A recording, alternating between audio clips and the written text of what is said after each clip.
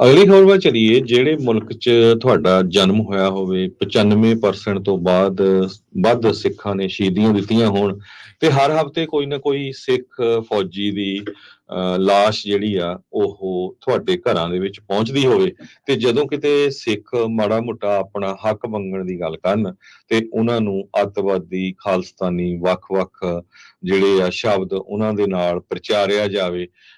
ਤੁਹਾਡੇ ਨੌਜਵਾਨ ਜੇ ਅੰਮ੍ਰਿਤ ਛਕਣ ਦੀ ਗੱਲ ਕਰਨ, ਉਹਨਾਂ ਨੂੰ ਜੇਲ੍ਹਾਂ 'ਚ ਸਿੱਟਿਆ ਜਾਵੇ। ਜੇ ਉਹਨਾਂ ਦੀਆਂ ਜਿਹੜੀ ਲਾਈਫ ਇੰਪ੍ਰਿਜ਼ਨਮੈਂਟ ਖਤਮ ਹੋ ਚੁੱਕੀ ਹੋਵੇ ਤੇ ਫਿਰ ਵੀ ਉਹਨਾਂ ਨੂੰ 35-35 ਸਾਲਾਂ ਤੋਂ ਜੇਲ੍ਹਾਂ 'ਚ ਰੱਖਿਆ ਜਾਵੇ ਤੇ ਉਸ ਮੁਲਕ ਤੋਂ ਤੰਗ ਹੋ ਕੇ ਵੱਖ-ਵੱਖ ਦੁਨੀਆ ਦੇ ਮੁਲਕਾਂ 'ਚ ਜਿੱਦਾਂ US, Canada, Australia, UK, New Zealand, ਉਹਨਾਂ ਮੁਲਕਾਂ 'ਚ ਸਿੱਖ ਪੰਜਾਬੀ ਪਹੁੰਚ ਜਾਣ ਤੇ ਉਹਨਾਂ ਮੁਲਕਾਂ ਦੇ ਪ੍ਰਾਈਮ ਮਿਨਿਸਟਰ ਇਹ ਕਹਿਣ ਵੀ ਸਾਡੇ ਮੁਲਕ ਦੀ ਕੋਈ ਵੀ ਜਿਹੜੀ ਵਲੰਟੀਅਰ ਆਰਗੇਨਾਈਜੇਸ਼ਨ ਆ ਉਹਦੇ 'ਚ ਸਭ ਤੋਂ ਪਹਿਲੇ ਨੰਬਰ ਦੇ ਉੱਤੇ ਜਿਹੜੇ ਸਿੱਖ ਆਉਂਦੇ ਆ। ਉਹਨਾਂ ਨੇ ਸਾਡੇ ਮੁਲਕ ਦੇ ਵਿੱਚ ਜਦੋਂ ਕਦੇ ਵੀ ਨੈਚੁਰਲ ਡਿਜ਼ਾਸਟਰ ਆਇਆ, ਚਾਹੇ ਉਹ ਕਰੋਨਾ ਵਾਇਰਸ ਹੋਵੇ, ਚਾਹੇ ਉਹ ਫਲੱਡ ਆਏ ਹੋਣ, ਚਾਹੇ ਉਹ ਅੱਗਾਂ ਲੱਗੀਆਂ ਹੋਣ, ਤੇ ਸਿੱਖਾਂ ਨੇ ਸਭ ਤੋਂ ਅੱਗੇ ਹੋ ਕੇ ਲੋਕਾਂ ਨੂੰ ਫੂਡ ਵੀ ਦਿੱਤਾ, ਪੈਸੇ ਵੀ ਦਿੱਤੇ, ਕੰਬਲ ਜੋ ਕੁਝ ਵੀ ਦੇਖ ਸਕਦੇ ਸੀ ਉਹਨਾਂ ਨੇ ਦਿੱਤਾ। ਬਹੁਤ ਸਾਰੇ ਲੋਕ ਆਪਣੇ ਘਰਾਂ ਦੇ ਵਿੱਚ ਲੁਕ ਗਏ ਵੀ ਅਸੀਂ ਬਾਹਰ ਨਹੀਂ ਨਿਕਲਣਾ। ਸਿੱਖਾਂ ਨੇ ਆਪਣੇ ਗੁਰੂ ਘਰਾਂ ਦੇ ਵਿੱਚ ਟੇਕ ਹੋਮ ਦੇ ਜਿਹੜੇ ਬੈਗ ਬਣਾ ਕੇ ਜਿਹਦੇ ਵਿੱਚ ਫੂਡ ਪਾ ਕੇ ਜਿਹੜੇ ਲਾ ਦਿੱਤੇ ਤਾਂ ਕਿ ਲੋਕ ਗੁਰੂ ਘਰਾਂ ਚੋਂ ਆ ਕੇ ਜਿਹੜਾ ਆ ਲੰਗਰ ਲੈ ਕੇ ਜਾ ਸਕਣ।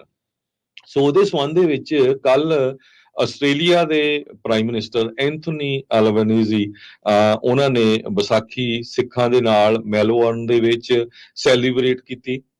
ਉਹਨਾਂ ਨੇ ਸਿਰ ਦੇ ਉੱਤੇ ਦਸਤਾਰ ਸਜਾਈ ਹੋਈ ਸੀ ਤੇ ਉਹਨਾਂ ਨੇ ਸਿੱਖ ਵਲੰਟੀਅਰਸ ਆਫ ਆਸਟ੍ਰੇਲੀਆ ਉਹਨਾਂ ਦਾ ਧੰਨਵਾਦ ਕੀਤਾ ਵੀ ਜਿਸ ਟਾਈਮ ਵੀ ਸਾਡੇ ਮੁਲਕ ਦੇ ਉੱਤੇ ਕਿਸੇ ਤਰ੍ਹਾਂ ਦਾ ਵੀ ਜਿਹੜਾ ਨੈਚੁਰਲ ਡਿਜ਼ਾਸਟਰ ਆਇਆ ਤੇ ਸਿੱਖਾਂ ਨੇ ਸਭ ਤੋਂ ਅੱਗੇ ਹੋ ਕੇ ਕੰਮ ਕੀਤਾ ਹੈਗਾ। 10 ਸਾਲਾਂ ਤੋਂ ਆਸਟ੍ਰੇਲੀਆ ਦੇ ਵਿੱਚ ਸਿੱਖ ਵਲੰਟੀਅਰਸ ਆਫ ਜੋ ਆਸਟ੍ਰੇਲੀਆ ਆ ਉਹ ਵੱਖ-ਵੱਖ ਕ੍ਰਾਈਸਿਸ ਦੇ ਵਿੱਚ ਕੰਮ ਕਰਦੇ ਰਹੇ ਹੈਗੇ ਆ। ਐਂਥਨੀ ਐਲਬਨੀਜ਼ੀ ਜੋ ਆਸਟ੍ਰੇਲੀਆ ਦੇ ਪ੍ਰਾਈਮ ਮਿਨਿਸਟਰ ਹੈਗੇ ਆ, ਉਹ ਸਾਊਥ ਈਸਟ ਮੈਲਬੌਰਨ ਦੇ ਵਿੱਚ ਪਹੁੰਚੇ ਜਿੱਥੇ ਸਿੱਖ ਵਿਸਾਖੀ ਮਨਾ ਰਹੇ ਸੀ।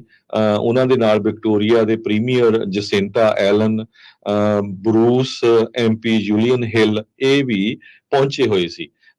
ਮਿਸਟਰ ਜੋ ਐਲਬਨੀਜ਼ ਆ ਉਹਨਾਂ ਨੇ ਇਹ ਕਿਹਾ ਵੀ ਸਿੱਖ ਬਹੁਤ ਜ਼ਿਆਦਾ ਜਿਹੜਾ ਐਕਸਟਰਾ ਆਰਡੀਨਰੀ ਕੰਮ ਕਰਦੇ ਹੈਗੇ ਆ। During the pandemic, they provided food for students who were in desperate need for their support. During the bushfires, during the floods. ਜਦੋਂ ਵੀ ਕਹਿੰਦੇ ਅੱਗ ਲੱਗੀ, ਫਲੱਡ ਆਏ ਤੇ ਜਦੋਂ ਕਰੋਨਾ ਵਾਇਰਸ ਦਾ ਪੈਂਡੇਮਿਕ ਆਇਆ, ਸਟੂਡੈਂਟਸ ਜਿਹੜੇ ਆ ਉਹਨਾਂ ਕੋਲ ਪੈਸੇ ਨਹੀਂ ਹੁੰਦੇ, ਘਰਾਂ 'ਚ ਸਟਕ ਸੀ, ਉਹਨਾਂ ਨੂੰ ਉਹਨਾਂ ਨੇ ਫੂਡ ਪਹੁੰਚਾਇਆ ਹੈਗਾ।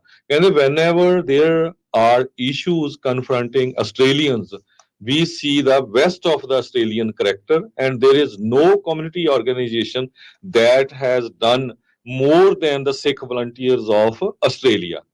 ਕਹਿੰਦੇ ਜਦੋਂ ਵੀ ਆਸਟ੍ਰੇਲੀਆ ਦੇ ਵਿੱਚ ਨੈਚੁਰਲ ਡਿਜ਼ਾਸਟਰ ਆਇਆ ਤੇ ਅਸੀਂ ਆਸਟ੍ਰੇਲੀਅਨ ਲੋਕਾਂ ਦਾ ਕਰੈਕਟਰ ਦੇਖਿਆ ਤੇ ਕੋਈ ਵੀ ਜਿਹੜੀ ਕਮਿਊਨਿਟੀ ਆਰਗੇਨਾਈਜੇਸ਼ਨ ਇੰਨੀ ਸਟਰੋਂਗ, ਇੰਨੀ ਜਿਹੜੀ ਹੈਲਪਫੁਲ ਹੈ ਨਹੀਂ ਜਿੰਨੀ ਜਿਹੜੀ ਆ ਸਿੱਖ ਵਲੰਟੀਅਰਸ ਆਫ ਆਸਟ੍ਰੇਲੀਆ ਹੈਗੀ ਆ।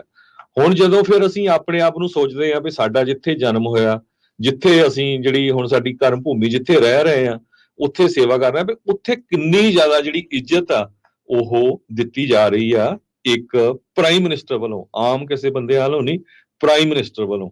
ਉਹਨਾਂ ਨੇ ਇਹ ਕਿਹਾ ਵੀ ਵਿਕਟੋਰੀਆ ਦੇ ਵਿੱਚ ਲਿਜ਼ਮੋਰ ਦੇ ਵਿੱਚ ਜਦੋਂ ਫਲੱਡ ਆਏ ਉਸ ਟਾਈਮ ਦੇ ਉੱਤੇ ਸਭ ਤੋਂ ਪਹਿਲਾਂ ਜਿਹੜੇ ਆ ਉਹ ਸਿੱਖ ਵਲੰਟੀਅਰਸ ਜੋ ਆਸਟ੍ਰੇਲੀਆ ਦੇ ਸੀ ਉਹ ਪਹੁੰਚੇ ਹੈਗੇ ਆ। ਸੋ ਉਹਨਾਂ ਨੇ ਸਾਰੇ ਜਿੰਨੇ ਲੀਡਰ ਪਹੁੰਚੇ ਸੀ ਉਹਨੀ ਦਸਤਾਰਾਂ ਵੀ ਸਜਾਈਆਂ ਹੋਈਆਂ ਸੀਆਂ, ਪ੍ਰਾਈਮ ਮਿਨਿਸਟਰ ਨੇ ਵੀ ਦਸਤਾਰ ਸਜਾਈ ਹੋਈ ਸੀ, ਵਲੰਟੀਅਰਸ ਨੂੰ ਉਹਨਾਂ ਨੇ ਸਰਟੀਫਿਕੇਟ ਵੀ ਦਿੱਤੇ ਹੈਗੇ ਆ ਤੇ ਉਹ ਕਹਿੰਦੇ ਭਈ ਜਿਹੜੀ ਤੁਹਾਡੀ ਸੈਲਫਲੈਸ ਸਰਵਿਸ ਆ, ਜਿਹੜੀ ਟੋਟਲੀ ਜਿਹੜੀ ਕਿਸੇ ਲਾਲਚ ਤੋਂ ਬਿਨਾਂ ਤੁਸੀਂ ਸਰਵਿਸ ਕਰ ਰਹੇ ਆ, your selfless service has made this great country even greater. ਤੇ ਮੈਂ ਤੁਹਾਨੂੰ ਜਿਹੜੀ ਆ ਵਿਸਾਖੀ ਦੀਆਂ ਬਹੁਤ-ਬਹੁਤ ਵਧਾਈਆਂ ਦਿੰਦਾ ਹਾਂ। ਇਹ ਆਸਟ੍ਰੇਲੀਆ ਦੇ ਪ੍ਰਾਈਮ ਮਿਨਿਸਟਰ ਨੇ ਕੱਲ ਜਦੋਂ ਸਿੱਖ ਵਿਸਾਖੀ ਮਨਾ ਰਹੇ ਸੀ ਤੇ ਉੱਥੇ ਸਿੱਖ ਵਲੰਟੀਅਰਸ ਆਫ ਆਸਟ੍ਰੇਲੀਆ ਜੋ ਨਾਨ ਪ੍ਰੋਫਿਟ ਆਰਗੇਨਾਈਜੇਸ਼ਨ ਹੈਗੀ ਆ, ਉਹਦਾ ਜਿਹੜਾ ਉਹਨਾਂ ਨੇ ਧੰਨਵਾਦ ਕੀਤਾ ਤੇ ਪੂਰੇ ਆਸਟ੍ਰੇਲੀਆ ਦੇ ਵਿੱਚ ਉਸ ਨੂੰ ਲਾਈਵ ਟੈਲੀਕਾਸਟ ਕੀਤਾ ਗਿਆ ਤੇ ਸਿੱਖਾਂ ਦਾ ਜਿਹੜਾ ਉਹਨਾਂ ਨੇ ਸਨਮਾਨ ਕੀਤਾ ਵੀ ਐਸ ਨੈਚੁਰਲ ਡਿਜ਼ਾਸਟਰ ਵੇਲੇ ਸਿੱਖਾਂ ਨੇ ਸਭ ਤੋਂ ਅੱਗੇ ਹੋ ਕੇ ਜਿਹੜੀ ਆ ਇਹ ਵਲੰਟੀਅਰ ਸਰਵਿਸ ਕੀਤੀ ਹੈਗੀ। ਜੀ ਬਿਲਕੁਲ।